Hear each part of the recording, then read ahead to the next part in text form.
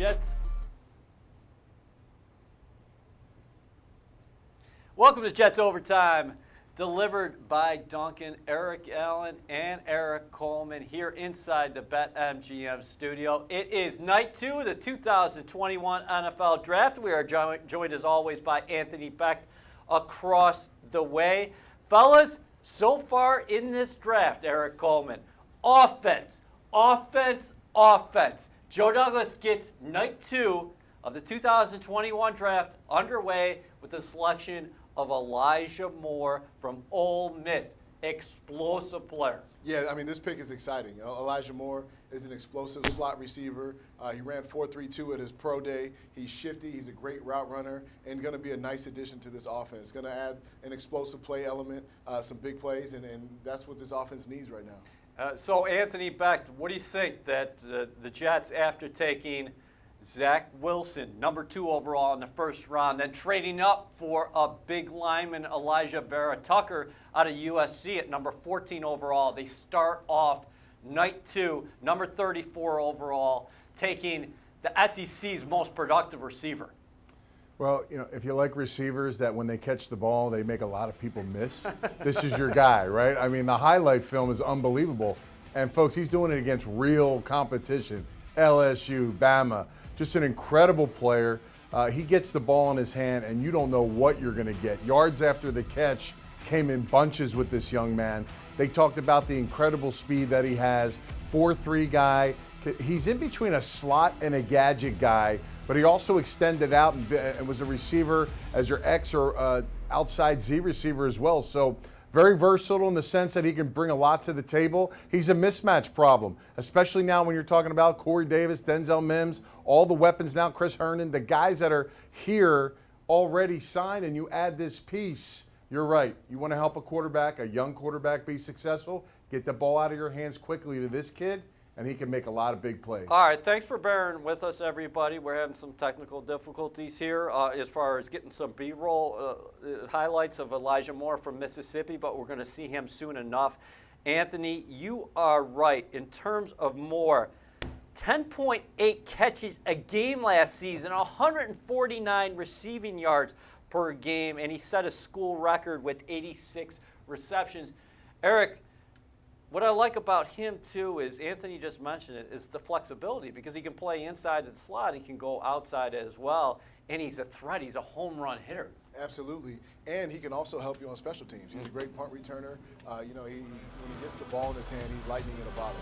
When you hit him on a quick slant, he can turn that short 5-yard pass into 80 in the blink of an eye. So that big play capability that he has, he's reliable. Having all those numbers, you've got to be reliable. He's a guy who's on the field, available, and he's going to be an excellent weapon for Zach Wilson in this Jets offense. Yeah, Anthony, let's stay right there. What do you think about what Joe Douglas is doing to help his young quarterback? Not just through the draft, but you go back to free agency because you mentioned Corey Davis. Davis is a guy who had nearly 1,000 yards receiving with the Tennessee Titans. Last year, the Jets drafted Denzel Mims in the second round. You have Jamison Crowder here as well. But let's actually go right now. Oh, Eric. So what do you think about what – I'm sorry, everybody. What do you think about what Douglas is doing at the receiver position throughout the offseason? I love it. You add Corey Davis, Keenan Cole, some great weapons who can make big plays for you. In this league, you have to be able to dominate. You have to be able to move the chains, create some big plays, and dominate in the red zone. He brings Corey Davis, who's a big playmaker. He's physical. He can make those tough catches for you. I love the fact that he's adding all this speed on the outside, on the perimeter, taking care of the offensive line up front, and now you add a great quarterback in the mix. Listen, this team is going to put up a lot of points, and it's going to be exciting because that's what you need to compete in the AFC East. How happy is Zach Wilson right now? Not only was he selected number 2 overall by the Jets, but then he gets Elijah Vera Tucker in front of him, who could end up being the top offensive lineman in this class. And I'll tell you what, that's a steal getting Elijah Moore at 34 overall. Most everybody you talk to would assume that he would have been taken in the bottom half of round 1. Yeah, it was an absolute steal. and it was the reason why the Jets jumped all over him. You know, I'm sure they went back last night after the draft, the first round ended, evaluated all the talent on the board, and saw this guy sitting there. Listen, we got to take him. We got to get the best player right now that's available, has a first-round grade, going to help our team. And, you know, listen, with the first 3 picks, they got 3 starters. So that's very rare in the draft. Yep, there's no doubt about that. Again, the Jets right now not scheduled to draft until round 4, but we'll have to see what happens with Joe Douglas and company. But we're going to hear from Elijah Moore right now. Here's Ethan Greenberg. Now joined by new Jets wide receiver, Elijah Moore. Elijah, take us through that moment where you get the phone call and now you're officially a New York Jet. Oh, man, I ain't got enough. You know, I give God the glory for everything. And, you know, this is the moment that a lot of kids and, you know, myself has planned for. And, you know, I'm just grateful and I'm ready. That's really all I can say. Did you get a sense throughout the pre-draft process that the Jets were interested in you? And what excites you about being a part of this offense in particular? Oh, man, I really didn't. I didn't know that, you know, I really had no clue where this was going to go. But, man, having Zach Wilson, you know, he got a great arm, and I'm ready to score a lot of touchdowns, all I can say. Well, your production speaks for itself. Why were you so productive this past season? You led the country in receptions and receiving yards per game. I really just feel like it, you know, it was my mental, my preparation. I had Coach Kiffin and I had everybody at Ole Miss, you know, to put me in position to be myself and, you know, showcase my talents and everything. So I really just can't thank God enough. You know, I give God, you know, the glory for everything. So for people who have never seen you play before, Elijah, how would you describe your game? Electric. I'm someone who's gonna take pride in my craft in my routes, and I'm gonna do the small things. You know, I hold myself as like another quarterback. You know, so just a very, you know, a high level player who's just gonna get the job done. You know, ESPN's Booger McFarland said you remind him a lot of Steve Smith. What do you think about that comparison? Great player. You know, I definitely heard that a lot. You know, to be honest, I really feel like there's no player like me. You know, I feel like I'm just at all cylinders, just different. What do you think the biggest strength of your game is? Is it your lateral quickness? Is it your straight line speed? Is it your toughness over the middle? How would you describe it? Man, really just everything. You know, I pay attention to details. I'm a route runner, and it's going to be able to, you know, it's going to show soon enough.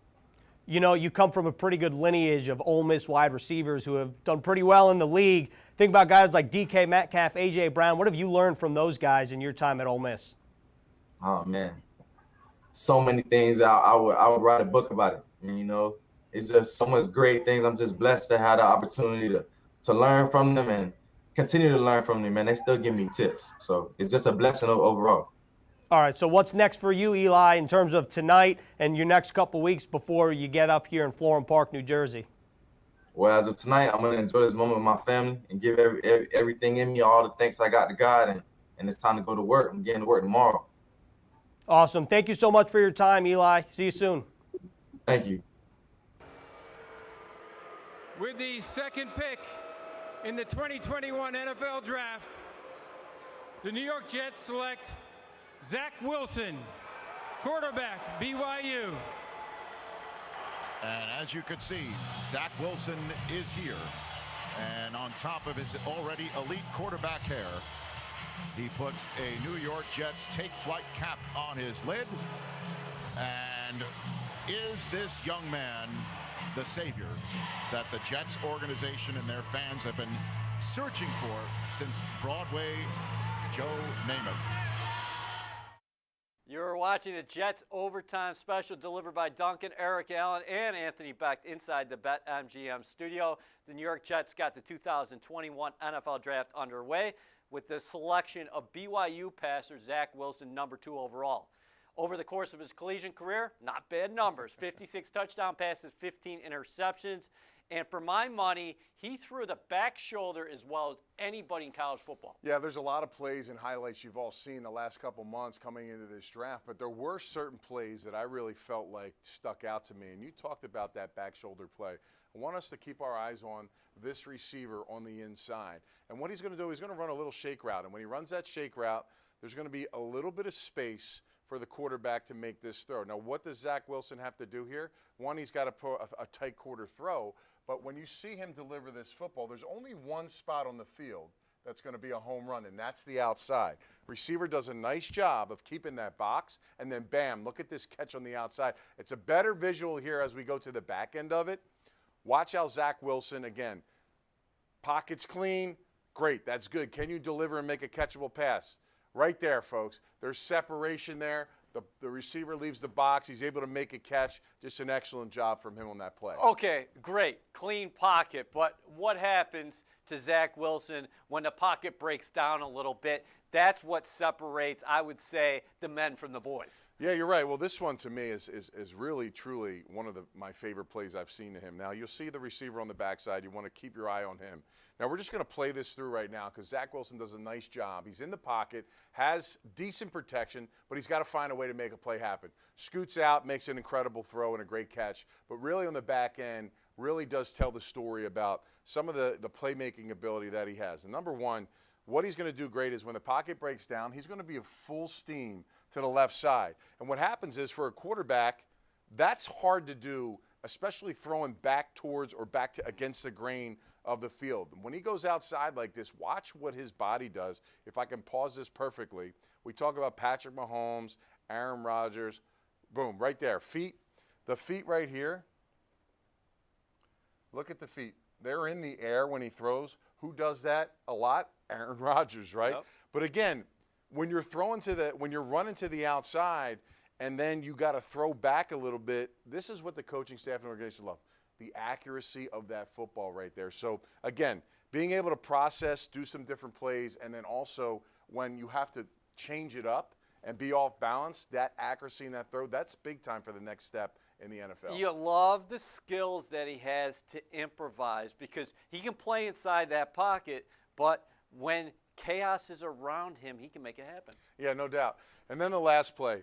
Again, he got some formation movements here, but once they get set, A ton of motions. yeah, a ton of motion. This is what BYU does. I think they actually messed that up. But what you're going to see is, again, we're going to play it out here. The pocket's pretty good.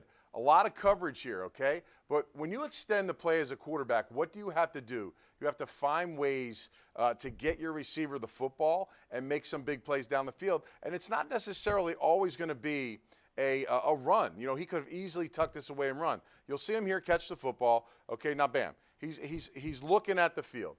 Vision is here, then he comes back to the side, and now with the movement, he's got to bring it all the way back over here. And when he does that, just watch this right now. Touch, accuracy, finding your way and maneuvering. Again, that's great, but right here, there's a defender right in his face with a hand right there. And what he does is when he throws it, nice touch, angled throw. So again, we've seen the ball get dropped in the back shoulder. Okay, we've seen the off-balance throw, off-platform throw, and then there, again, extending plays. But when you extend the play, can you complete the football to make that a conversion? Another play in first down. That could be a 3rd and 5, a 3rd and 6. You make that big play. That's what they're looking for out of this young man. Yeah, and here's the deal. He's floating left in that play, and he displays the touch. We saw the fastball on the back shoulder, and he can throw it from different arm angles, and he seems to be very calm in the pocket no matter what's happening. And then when he gets out on the move, his accuracy still remains. Yeah, defensive linemen, pass rushing, right? Linebackers, bodies coming at you.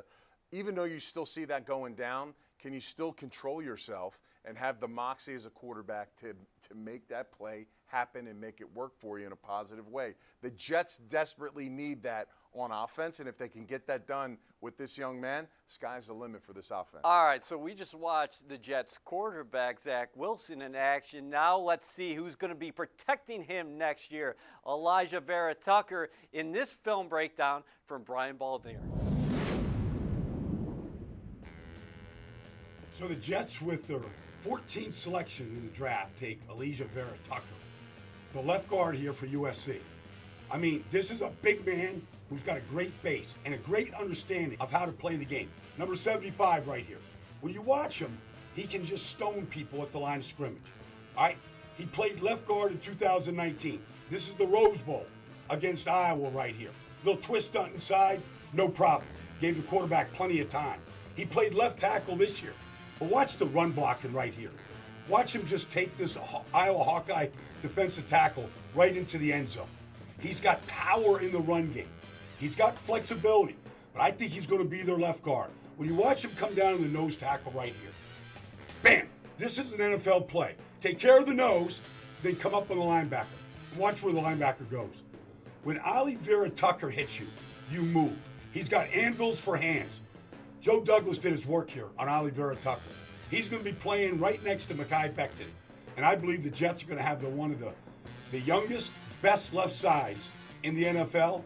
And right now, their second pick in the draft, Zach Wilson, is going to feel pretty good about the backside for the next couple of years. If you're a Jets fan, you are so excited right now with what Joe Douglas and the Jets personnel staff have done here early in the 2021 draft. Right now, the Jets aren't scheduled to pick again, as we see, until the 107th overall selection in round 4. That round begins Saturday. So right now, the Jets have 2 4th-round picks, 2 5th-round picks, 2 6th-round picks. Right now, we're in the middle of the second round.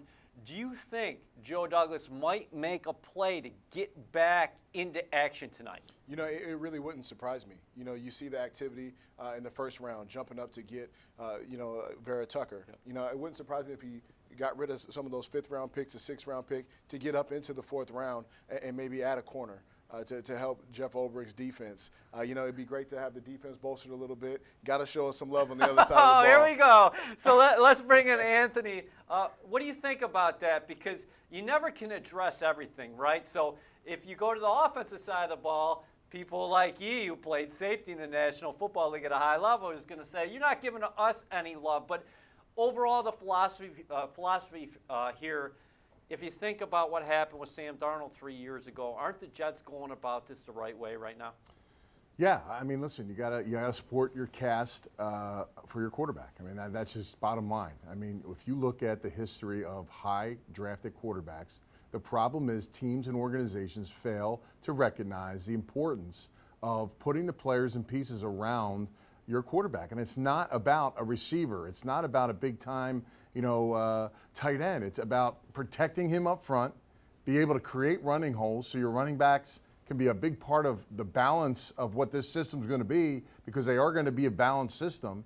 And then, of course, that play action is, do you have guys that can run past DBs inside and outside that can make big plays? You know, right now it's starting to shape up like, man, this could be fun to watch as they, get on the field moving forward in the training camp and into the season. But I will say this, and I agree with Coleman, it's time to get some defensive players. And I promise you this, the next couple picks, wherever they are, whether they get back into the 3rd round or even into the 2nd round tonight, is going to be defensive players, and start stacking up those bodies, because I think, when you start talking about depth and what you need on this team, corners, linebackers, maybe another pass rusher, you got to find quality players. And I'm telling you, in this pandemic, in this type of situation where you weren't able to go out and physically maybe visit guys and get as detailed and honed in at the universities, at the schools, to meet them in person, the guys that did their homework maybe the past season, got to know some of these players and study them a little bit and really dug deep, are going to find some real good gems.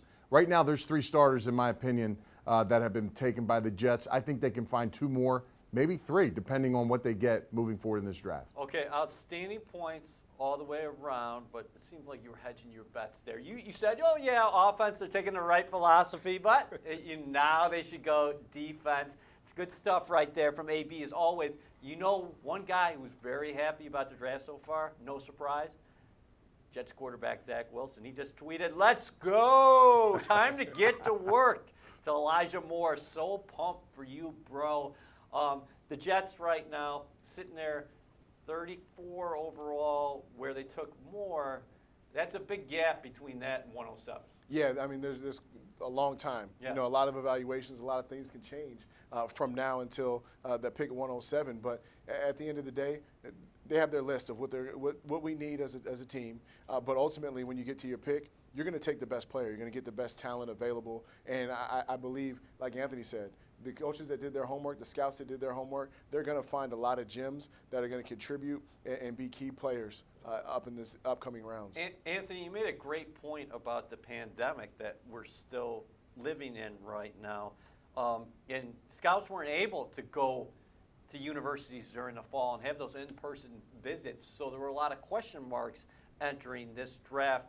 Do you think Joe Douglas should be protective of that capital next year, where he does have the 11 draft picks, the 2 in the first round, the 2 in the second round, and make sure he keeps a lot of those heading forward into 2022? That makes a lot of sense. I mean, maybe the back end picks, you may wrap a bow around that one of those picks and maybe tie it into another one to slide up maybe into the third. If you really love a guy, I'm sure there's a lot of players still on the boards that they really love. And, you know, depending on how guys fall, you know, we've seen players every single year, guys that maybe thought they were going third round or, you know, early fourth, they slide for some reason, whatever it may be, because there's a need, a player comes here, and then bam, you find your guy. I think when it comes down to in the later rounds, in particular this year's draft, is, you know, you're going to find guys you like. Whether they're projected in magazines or by Kuiper or whoever, if they're 7th round picks, if you like them, you go get them in the 4th. You go get them in the top of the 5th. That's just what it's about. Go get the guys you really like, and if they're available, forget about how they're evaluated outside, which, trust me, no GMs or anybody cares outside of their room what anybody else is saying, and go get the players that you need, because, you know, the one thing about the Jets in this roster, you need depth. You need more players. As much as you want to find starters, you also need to have backup guys too, right? Guys that can come in, compete, almost borderline starters, but bam, guy goes down, they can pop into the game, no problem. You see it all the time in the NFL. The teams that can withstand injuries, withstand, you know, situational things where they can bring guys in and they can fill in properly and do their job, fundamentally sound, those are the ones that have a little more sustainable success. And I think that's what this coaching staff, Joe Douglas and his organization, want to get done for this team. Let's show that tweet that I was just talking about. There's the scroll down.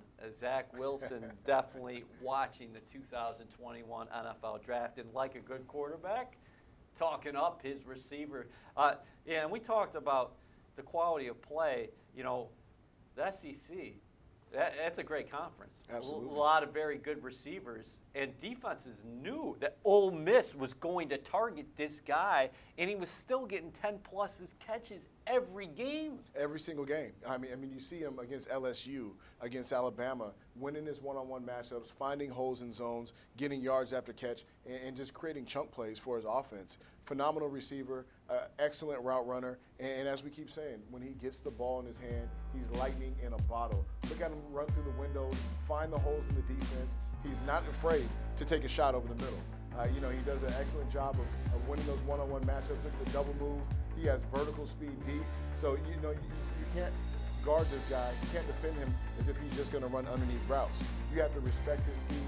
He has that 4.32 speed, but he's also a great route runner, and he's very shifty once he gets the ball in his hands. Yeah, what excites you the most, Anthony? A couple things just off the jump. A guy that you can get the ball to quickly. Quick release. We see Zach Wilson in all his plays get the ball out of his hand. Turn, throw, get it in his hands. He's going to make 5, 6, 7, maybe a home run play. That's going to be big.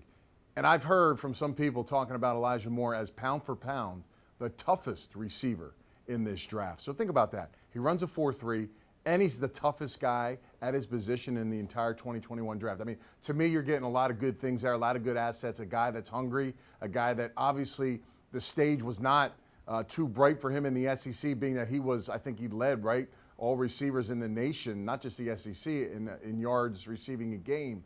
So, again, just like I said, flick it to him and let him do his thing. And then, of course, you saw those inside moves. You know, Eric knows those slot receivers, they're going to be matched up from a little different body, right? Going to bring a safety down, or sometimes you'll pop a corner out.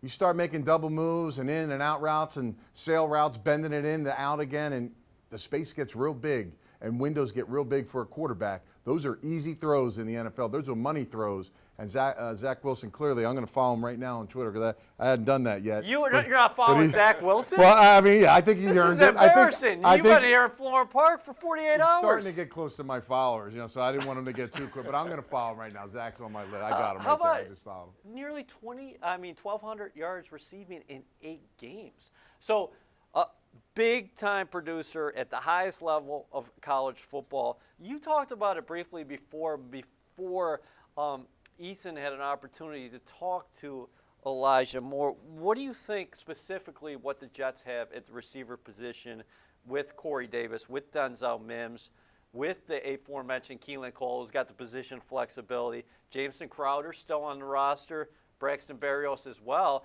That's just a few of the guys right now.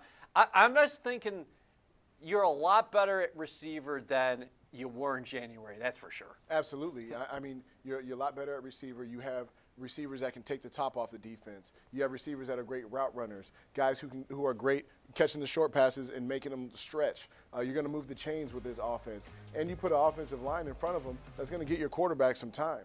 But, as you see, look at this man. There's Corey Davis. He's going up against double coverage. He's getting double covered pretty much every game. He understands that he still has the toughness, the physicality to make the catch. And when he gets the ball in his hands, he's like a running back. He's going to punish you. He's going to break tackles. He's going to move the chains and create some big plays. This is going to be an exciting offense. Anthony, the interesting thing about Corey Davis, and this is a draft show, but this is one of Douglas's key acquisitions here in the offseason, considering the offensive side of the ball in free agency. Carl Lawson, of course, on the defensive side of the ball.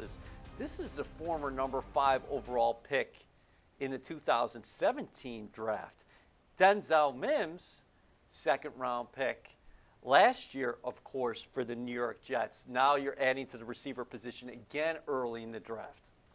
Yeah, I mean, Corey Davis is a dude. Like, he went off last year.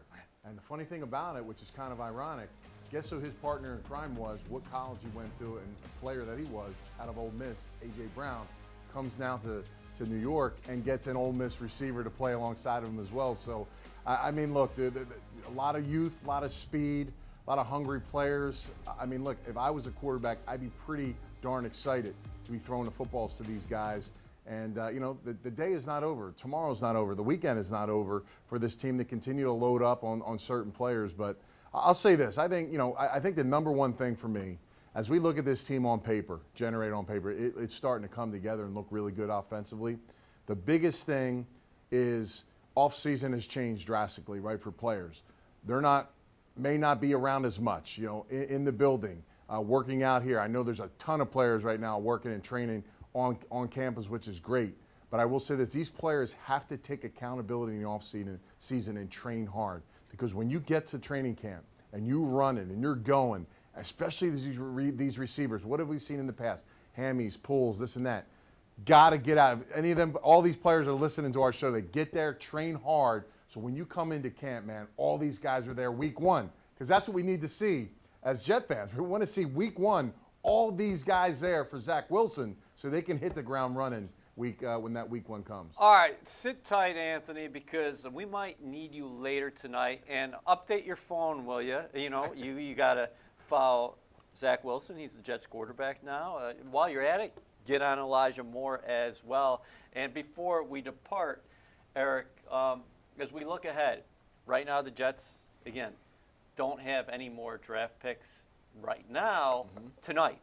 That could change at a moment's notice.